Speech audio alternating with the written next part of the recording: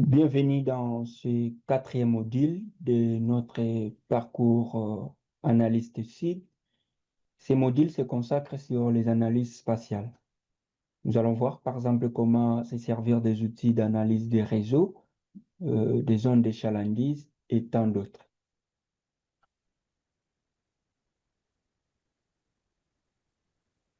Comme objectif de ces modules, euh, les notions que nous allons voir ici vous permettront de comprendre la logique des réseaux, par exemple de route et accessibilité, de calculer des distances, par exemple des temps de parcours ou encore des zones d'accès.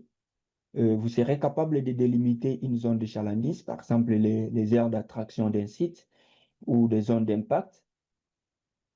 Vous serez aussi capable de identifier des populations, des infrastructures impactées par rapport à une situation quelconque et aussi à produire des cartes analytiques utiles à la décision, donc tant des cartes thématiques et analytiques. Pourquoi l'analyse des réseaux? Vous devez savoir que l'importance de l'analyse des réseaux, premièrement, c'est parce que les populations ne se déplacent pas à vol d'oiseau. Ça veut dire qu'ils se déplacent via des trajectoires, des parcours à suivre, et ensuite nous pourrons nous servir de cela pour vérifier la distance, le temps à parcourir pour atteindre un point X. Aussi parce que l'accessibilité est conditionnée par le route. Vous voulez quitter d'un point X à un point Y, d'un point A à un point B, vous devez prendre certaines voies pour y arriver. Et pourquoi l'analyse des réseaux? C'est aussi parce que c'est la base de la planification d'infrastructures. On ne mesure pas la distance, on mesure l'accès. Donc, c'est un peu cette vie que vous devez avoir par rapport à ces modules. Par exemple, il y a un point de vente quelque part, on peut vérifier, analyser ou bien mesurer l'accès. Par exemple, il y a un site quelque part, on peut vérifier quelles sont les zones de ces points-là où les gens peuvent faire, par exemple, 15 minutes pour atteindre ces points-là ou ces sites-là. Donc, c'est tous ces genres d'informations, ces genres de, de phénomènes qu'on cherche à vérifier ou bien à analyser. Comme notion clé, ici, nous avons, par exemple, la notion de distance euclidienne.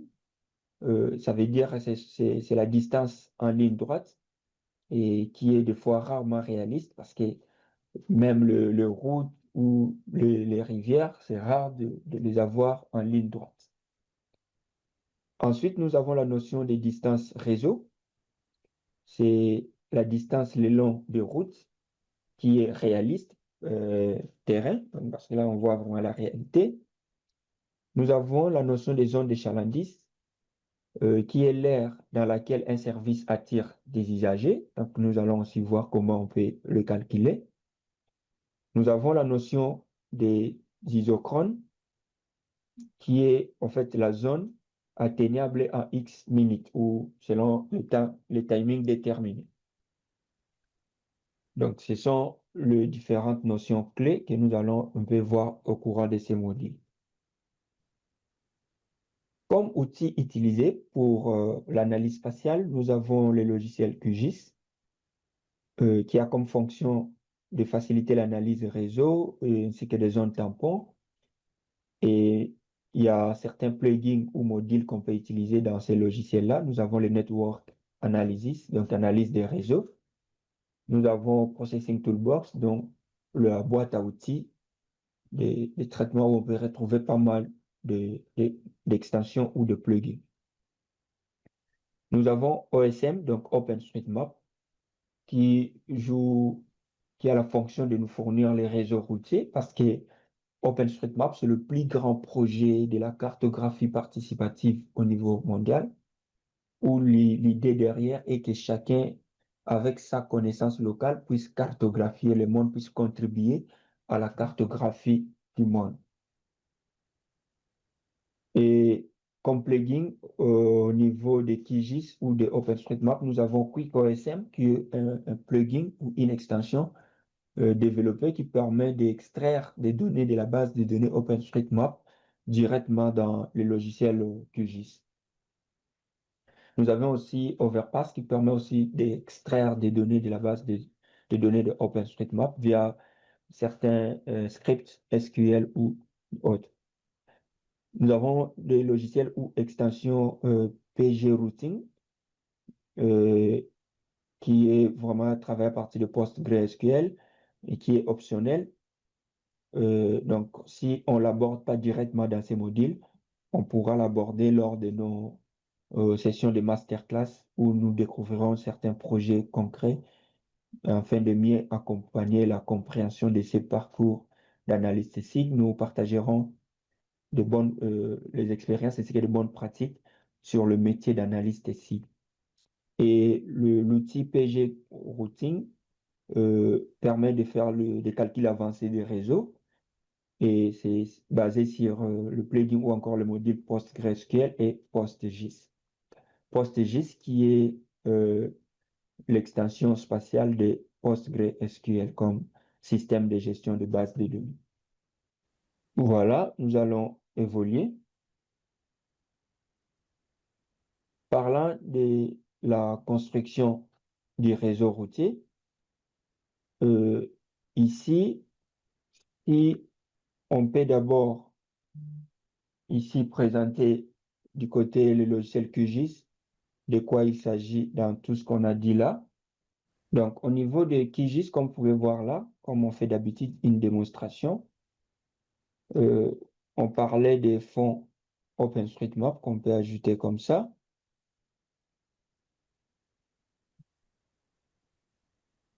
Et ça, c'est OpenStreetMap qui est le fond ou la base de données où on peut extraire pas mal d'informations. Et on a des extensions telles que ce qui est là, QuickOSM.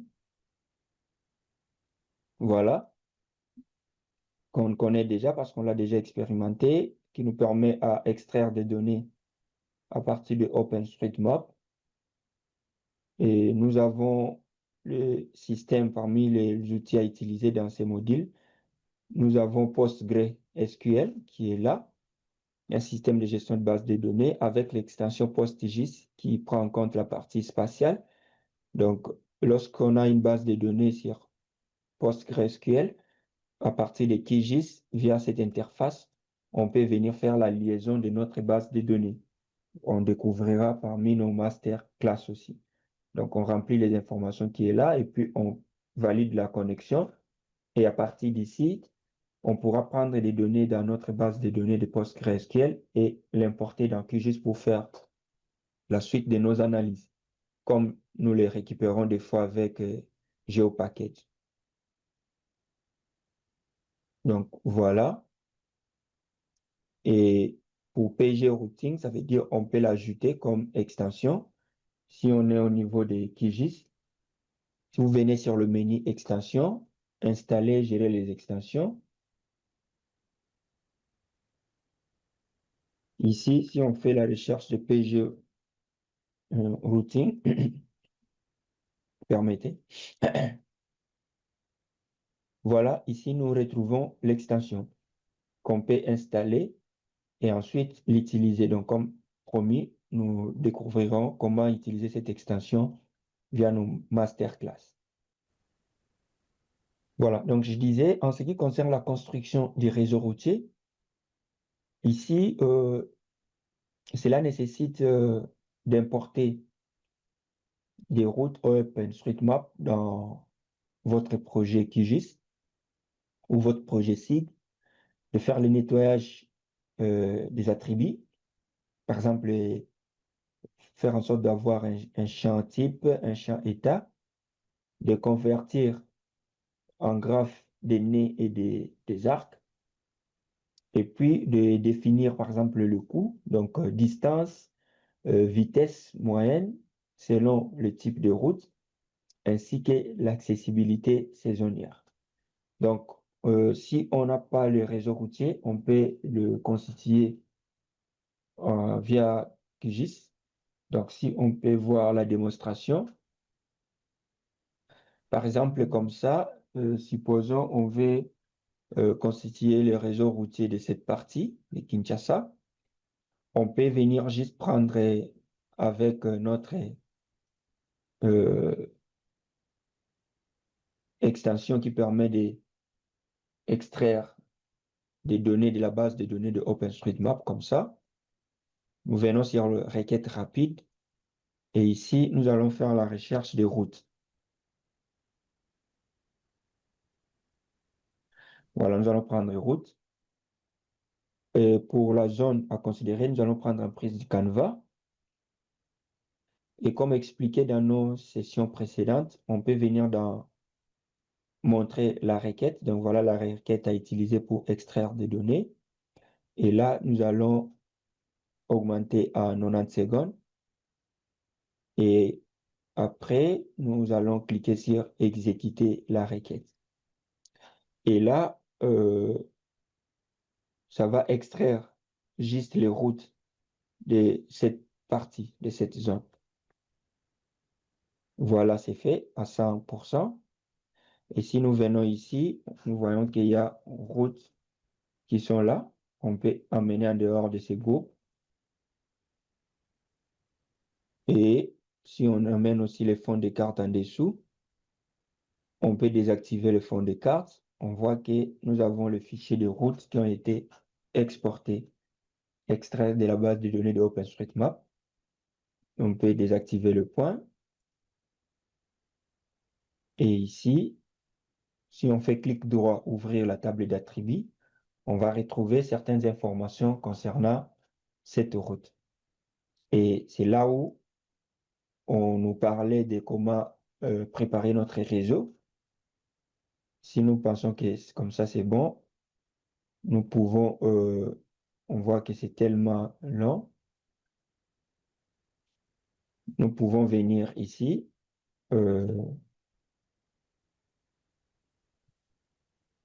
et nous pouvons faire, par exemple, là, on va aller sur la table d'attributs et nous pouvons supprimer pas mal d'informations pour rester juste avec quelques informations essentielles.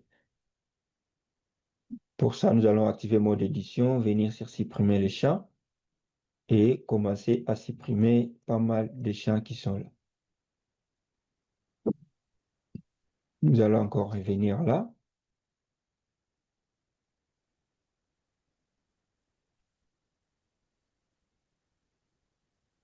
Et supprimer. Voilà, donc on voit ce qu'on reste avec. On peut encore supprimer si ça nous intéresse. Sinon, on peut valider ce qui est là. Parce que ici, sur la présentation, il y avait ce qui était demandé, par exemple, l'état et le type. Et puis, on devait définir la distance, vitesse moyenne selon le type de route, ainsi que l'accessibilité. Et maintenant, au niveau des, par exemple, pour les terrains en Afrique centrale, les routes principales, l'état peut être bon. La vitesse moyenne recommandée, 45 à 60 km par heure. Route secondaire, état moyen, 25 à 35 km par heure. Piste et sentier, état mauvais, 5 à 15 km. Donc, ce sont des informations qu'on peut préparer pour notre couche ou bien notre réseau routier. Donc ça, c'est d'abord par rapport au réseau routier. Et ensuite, il y a aussi par rapport aux zones de chalandise. Et du côté logiciel QGIS, vous avez de l'autre côté sur la boîte à outils de traitement, parce qu'on avait aussi parlé de ça comme étant l'outil aidant pour l'analyse spatiale ainsi que l'analyse réseau. Par exemple, là, au niveau de l'analyse réseau, vous voyez qu'il y a plusieurs options qu'on peut utiliser.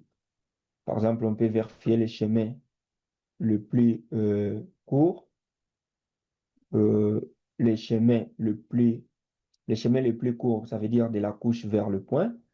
Les chemins les plus courts, par exemple, des points à un point. Le chemin le plus court du point vers la couche on peut voir aussi la zone de desserte de la couche, la zone de desserte du point. Et pour ça, par exemple, si on affiche notre fond de carte OpenStreetMap, et par exemple, on prend le cas de Kinshasa, comme ça, de la couche vers le point, ça veut dire on peut ici afficher une couche. Nous allons voir quelles sont les couches que nous disposons. Par exemple, ici, nous avons euh, certaines églises de Kinshasa, ou encore on va prendre ces points. Donc, nous avons ces points comme couche.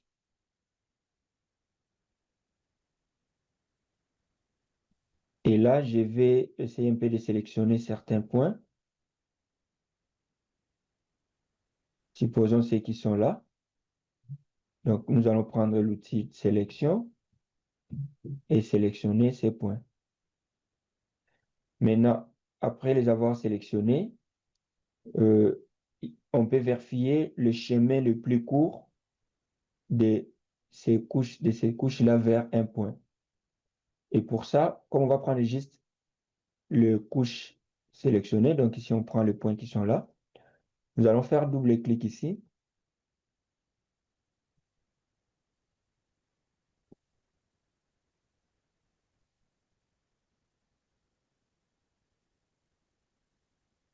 Voilà, nous avons cette interface pour faire l'analyse des réseaux. Par exemple, là, nous avons ici la couche vecteur représentant les réseaux. Donc ici, nous devons indiquer une couche qui représente les réseaux, donc une couche de route, raison pour laquelle il fallait le préparer. Ici, nous allons prendre route comme ça. Et comme on doit partir le plus court de la couche, et ici la couche, nous allons prendre aussi route, ça veut dire mais sous forme de points, et considérer juste les entités sélectionnées uniquement. Et après, ça c'est le point de départ. Maintenant, le point d'arrivée, nous allons sélectionner ça sur euh,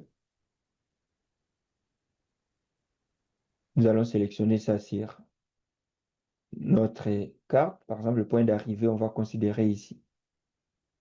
Ou encore, prenons le cas d'ici, point d'arrivée. Après avoir fait ça, ça veut dire que ça va nous montrer quel est le chemin le plus court partant de nos points de route là sélectionnés par rapport au point que nous venons d'indiquer. Et une fois fini, nous aurons une nouvelle couche créée.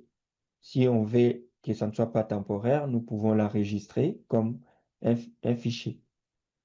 Tout comme nous pouvons laisser cela pour que ça soit une couche temporaire. Si ça doit être enregistré, nous allons venir là et puis aller sur enregistrer vers un fichier et placer cela sur notre dossier de formation.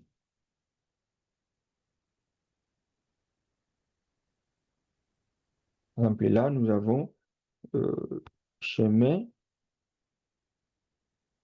le cours. Nous allons enregistrer et cliquer sur exécuter. Et là, l'analyse s'est faite et nous aurons une nouvelle couche qui sera générée. Si nous quittons ici, nous pouvons remarquer qu'il y a une nouvelle couche générée qui est ici. Nous pouvons changer la couleur ou bien rendre cela visible.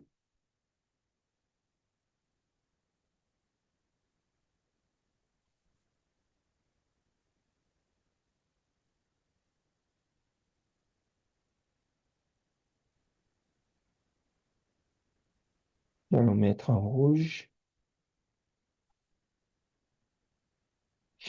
Donc voilà, comme vous pouvez voir, ça veut dire partant des, je vais amener ça en dessous, partant des points que nous avons sélectionnés ici, cette couche de points, pour calculer, quittant ici jusque là où nous sommes allés, nous avons pointé notre point d'arrivée. Et ici, ça nous a aidé à tracer le chemin le plus court entre une couche vers le point. Donc voilà, premier exemple.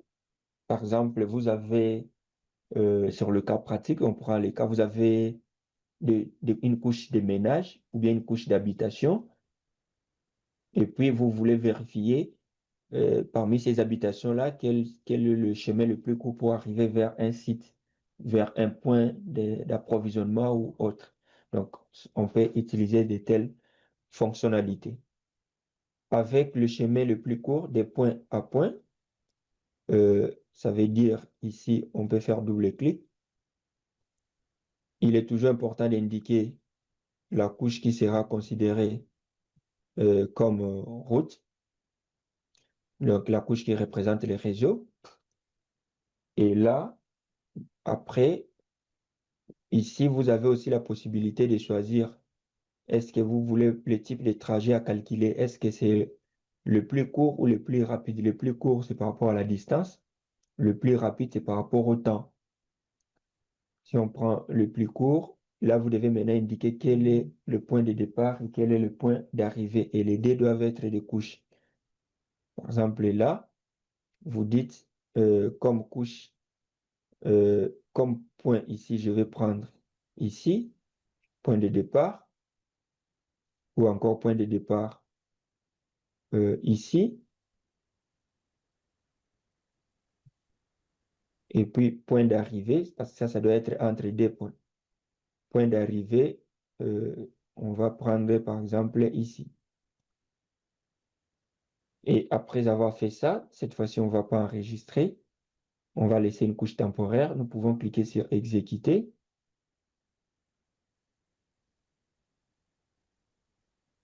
Et du coup, nous avons une nouvelle couche créée. Donc, nous pouvons aussi changer la symbologie.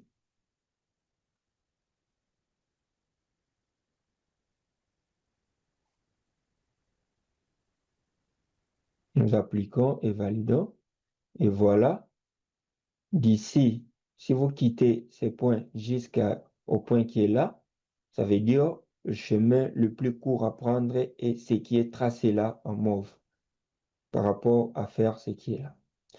Donc, voilà un peu comment ça peut nous aider pour certaines analyses. Supposons que vous avez une équipe de consultants qui doivent arriver à l'aéroport pour enfin se diriger vers un camp, vers un site, euh, une zone. Vous pouvez utiliser cela pour voir, partant de votre réseau routier, quel est le chemin le plus court à prendre en termes de distance ou en termes de temps. Et si c'est aussi en termes de temps, par exemple, lorsqu'on peut revenir sur notre couche en premier lieu là, où on avait pris ici comme la couche vecteur représentant les réseaux, on prend route. Et ici, on change, ça ne sera plus le plus court, mais plutôt on va prendre le plus rapide. Et couche de départ, nous prenons notre couche de route, mais dit seulement les points qui ont été sélectionnés. Et point d'arrivée, ici, nous allons prendre, par exemple, ici. Maintenant, nous allons vérifier en termes de rapidité, quel est le chemin à prendre pour arriver vite par rapport au temps. Donc, nous allons ici cliquer sur exécuter.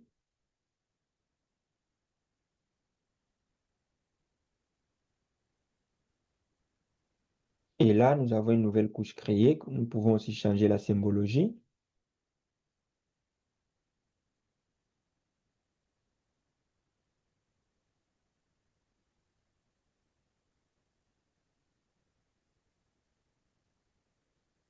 Donc voilà le chemin le plus rapide pour quitter nos trois points qui sont là vers le point ici que nous avons coché. Donc, vous voyez un peu, ça dépendra maintenant des contextes. Est-ce que vous voulez travailler sur partant de la couche vers un point? Est-ce que vous voulez travailler partant d'un point vers un autre point? Ou encore du point vers la couche? Donc, voilà un peu comment on peut utiliser ces outils d'analyse réseau. Et lorsque nous allons accéder à la table d'attributs, par exemple, pour le chemin le plus rapide, on sait voir que ça reprend les informations de la couche. Et vers la fin, ça vous montre le coordonnées, par exemple, de là où ça a commencé et là où ça a arrêté, ainsi que le coût, ce qui est là, en termes, par exemple, d'état. Et on peut faire pareil pour le chemin le plus court. Ça donne aussi ce genre d'informations. Mais toutefois, on peut, par exemple, calculer la distance et on peut aussi afficher cette distance-là. Par exemple, pour le chemin le plus rapide, si nous allons voir, là, c'est au format angulaire, euh, angulaire, donc avec le système WGS84, nous pouvons aussi le convertir, par exemple, en item et calculer la longueur de cette route-là via les outils de géotraitement avec la géométrie. Après les chemins, il y a aussi des zones de chalandise, par exemple pour une couche. Si par exemple vous faites ça, vous pouvez ici prendre par exemple une route comme ça, ou encore le chemin le plus, plutôt pour, ici on peut prendre une route par rapport au réseau. Et après, on peut déterminer le type de trajet à calculer, si c'est plus court ou plus rapide. Et après, la couche vecteur avec le point de départ. Ici, on peut prendre une route et choisir nos points qui ont été sélectionnés. Et comme on a parlé ici de plus court, qui veut dire distance, ici, on peut déterminer le coût de voyage. Ça veut dire distance pour le plus court et temps pour le plus rapide. Par exemple, on va considérer une zone de, comme ici, distance pour 1 mètre. Donc, on va considérer une zone de 500 mètres. On peut indiquer le champ de direction, valeur pour aller, valeur pour le chemin inverse, valeur pour les deux directions et autres. Et ici, on peut aussi indiquer vitesse par défaut par rapport au type de route, ainsi de suite, et la tolérance par rapport à la topologie. Donc, par exemple, lorsqu'on numérisait les couches, il se peut qu'il y avait marge d'erreur. Et après avoir fait ça, nous pouvons venir cliquer sur exécuter. Et là, nous pouvons fermer. Et si nous pouvons décocher tout ce qu'on avait fait avant et essayer un peu de changer la symbologie de cette couche.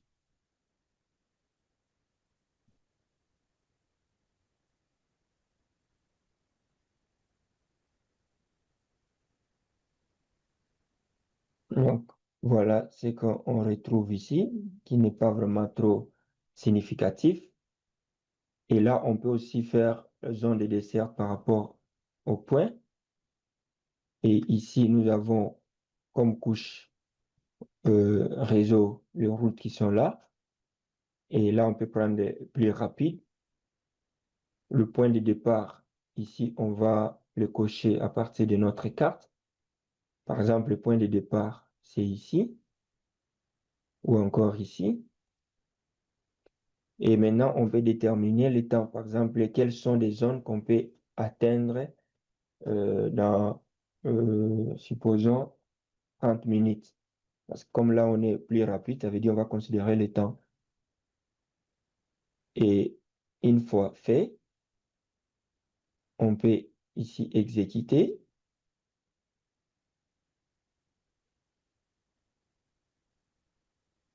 fermer, et ici, on modifie la couche générée. pour mettre un peu en évidence.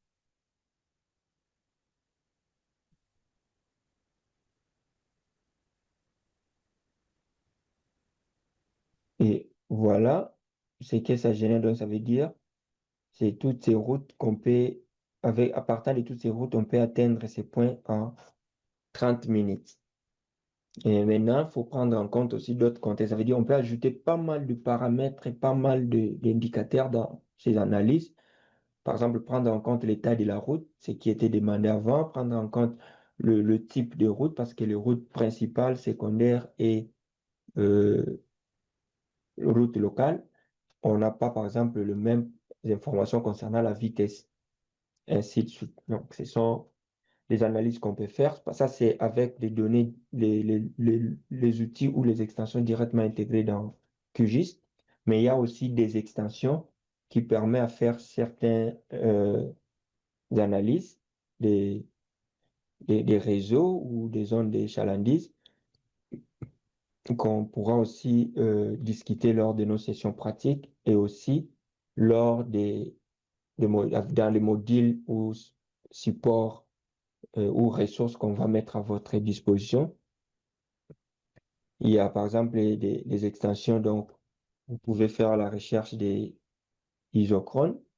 Donc il y a pas mal d'extensions par rapport à ça, qu'on peut même venir dans extension, installer, gérer les extensions, et là faire la recherche par exemple des isochrones. Et vous allez voir qu'il y a des extensions qui permettent à générer un peu ça. Vous avez l'extension euh, init qui est là, vous avez Travel Time Plugin. Donc, vous avez ORES Tools qui est aussi performant. Ça veut dire que vous allez créer un compte et puis ça va vous accorder certains euh, euh, nombres de projets à réaliser. Par exemple, là, si je vais sur installer l'extension, ça peut permettre à faire encore pas mal d'analyses réseau ainsi que de générer les zones d'échalandise. Donc, si je ferme l'extension est là, et pour cette extension, vous devez vous inscrire. Donc, ici, ça sera l'utilisation, mais l'inscription se fait via le compte de l'extension. Et il y a aussi pas mal d'autres extensions qui peuvent permettre à faire des analyses réseau avancées. Vous avez, par exemple, tout ça. Vous avez aussi l'extension qui est là, que vous pouvez installer, qui peut permettre à faire aussi l'analyse réseau. Par exemple, ici, nous l'installons.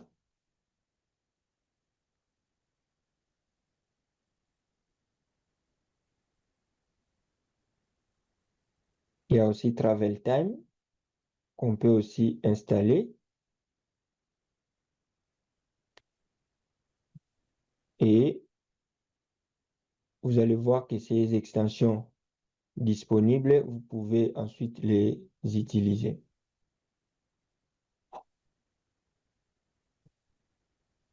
Donc, nous allons partager une vidéo qui va vous parler encore de ça. Et puis, la session de masterclass, nous allons aussi analyser tout ça. On avait aussi parlé de l'analyse. Donc, on est en train de parler de l'analyse spatiale.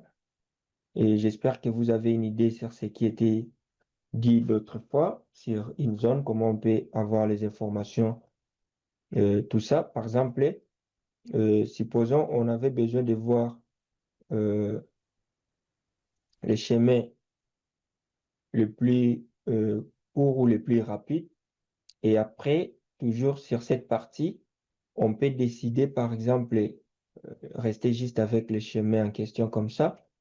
On peut décider, par exemple, extraire tout ce qui est bâtiment sur cette partie. Par exemple, en allant ici et ici prendre, par exemple, le building, considérer ici l'emprise du canevas, donc la zone à télécharger, et ensuite exécuter la requête.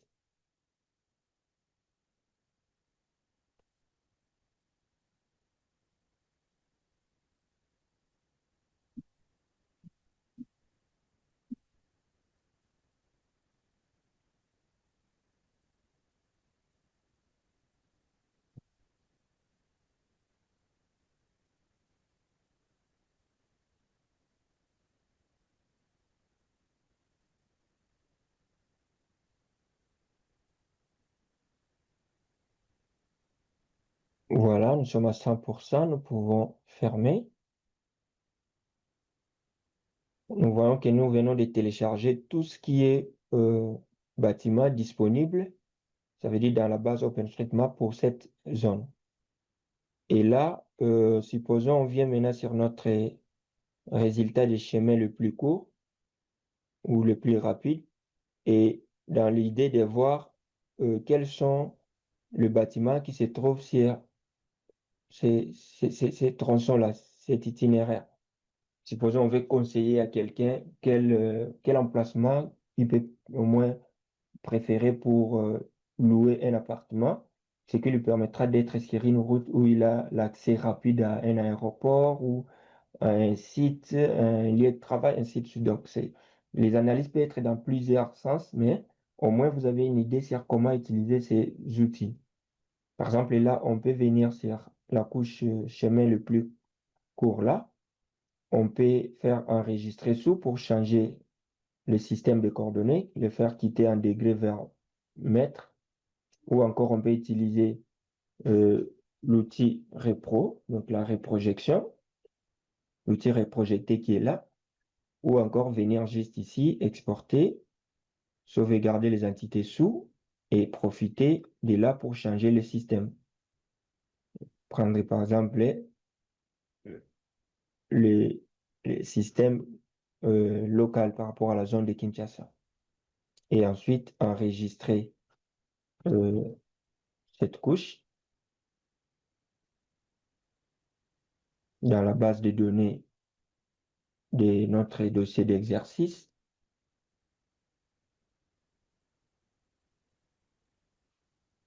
Voilà, nous allons jeter la chemin le plus court,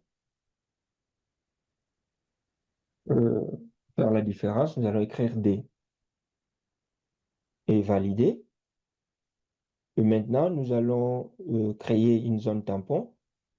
Donc, nous allons venir sur vecteur, outil d'analyse, plutôt, voilà, Geoprocessing Tool, tampon. Et c'est pour notre couche chemin le plus court D. On va considérer une distance de 20 mètres tout autour de la route. Et ici, nous allons regrouper les résultats. Nous allons enregistrer cela comme étant un tampon de cette couche. 25 ou 20 mètres.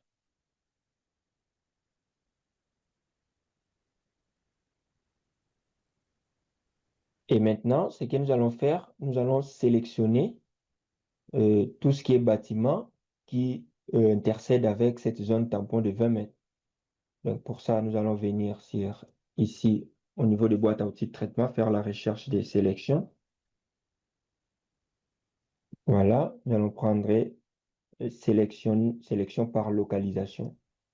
Et là, ce que nous allons sélectionner, c'est le building, bâtiment, qui intercède avec notre zone tampon de 20 mètres tout autour du chemin le plus court.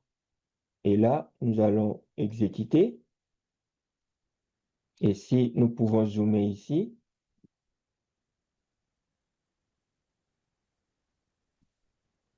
on se rend compte qu'il n'y a pas vraiment assez de bâtiments, sauf ici.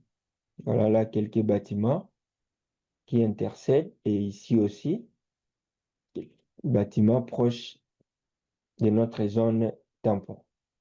Maintenant, partant des bâtiments, si on peut faire clic droit, ouvrir la table d'attributs, nous allons voir qu'il y a sur le total de 57 351, il y a 472 qui sont sur une zone de 20 mètres proche de la route ou des chemins le plus court.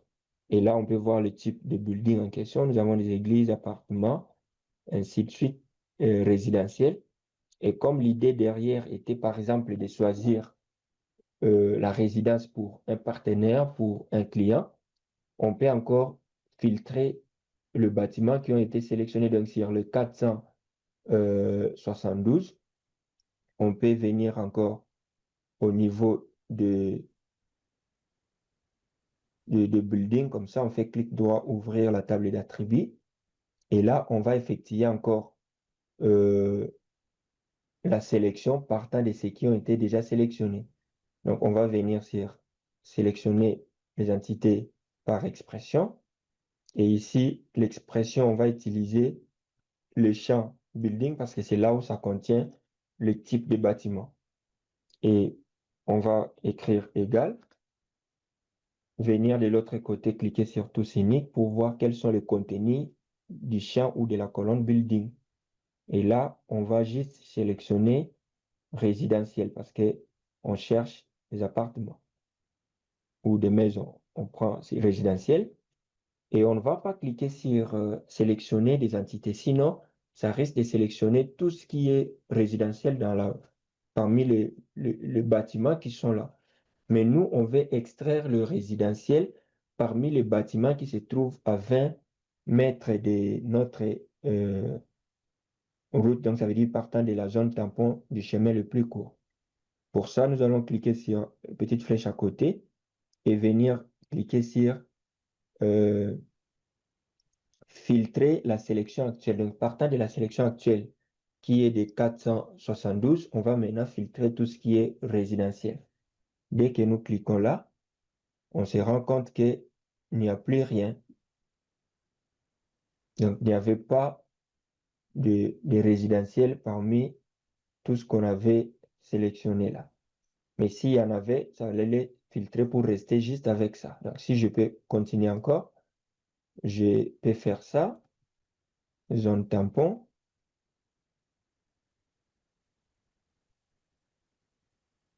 Exécuter. Et maintenant, venir sur Building, ouvrir la table d'attributs. Et on va voir parmi ceux qui sont là, parmi ceux qui sont sélectionnés,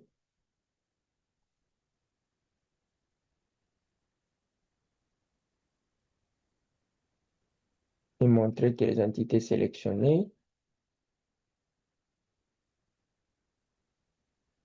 voilà, on se rend compte qu'il y a juste industriel. Alors maintenant, pour voir ce que j'expliquais, on va venir ici sur expression, champ et valeur, prendre les champs building et vérifier tout ce qui est house, par exemple comme ça, tout ce qui est maison. Partant des 472 qui sont déjà sélectionnés, ça veut dire des constructions qui sont sur une zone de 20 mètres tout autour du chemin le plus court. Après avoir fait ça, ce que j'avais déjà expliqué, ici maintenant on va prendre, filtrer la sélection actuelle. Et en cliquant là, comme on peut voir, on a juste une seule entité qui répond à cette condition, donc qui est une maison. Et on peut cliquer ici pour faire un zoom sur la carte à partir des lignes sélectionnées. Et si nous revenons sur notre carte, on voit que cette entité, ces bâtiments, est dans une zone de 20 mètres tout autour de notre chemin le plus court et qui a le statut des maisons d'habitation. Les autres sont soit des églises, des offices, des zones industrielles, ainsi de suite. Donc, voilà à quoi peut nous servir des analyses spatiales. Donc, on pose des critères, on fait des analyses pour avoir des données qui répondent à ces critères-là ou bien à ces conditions-là. Donc, voilà, si nous pouvons revenir ici, on voit qu'ici, ça parlait des zones de chalandise, où on explique comment on peut le faire. C'est presque ce que je venais de dire. Vous pouvez sélectionner un site, vous pouvez calculer la distance des réseaux ou des temps de trajet, vous pouvez générer des tampons ou des isochrones.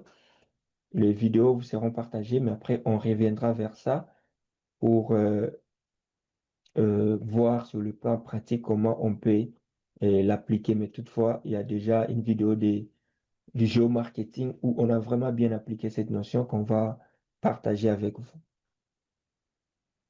Il y a l'exercice pratique qui est là, donc parmi ce que j'ai dit qu'on va voir via le masterclass et toutefois enregistrer aussi une vidéo. Par exemple, là, l'objectif est d'identifier le quartier dans un rayon des 2 kilomètres ou de 20 minutes d'un centre de santé. Donc, nous allons parcourir toutes ces étapes-là, charger les réseaux routiers et sites, construire les graphes réseau, générer une zone d'accessibilité et croiser avec les sites qui nous permettra ensuite d'avoir les quartiers qui répondent à cette condition, bien à ces critères. Donc, voilà un peu. Là, on a l'exemple des cas, comment on peut utiliser cette notion d'analyse spatiale, des analyses réseau, des zones d'achalandise. Donc, voilà ce qui était prévu pour ces modules.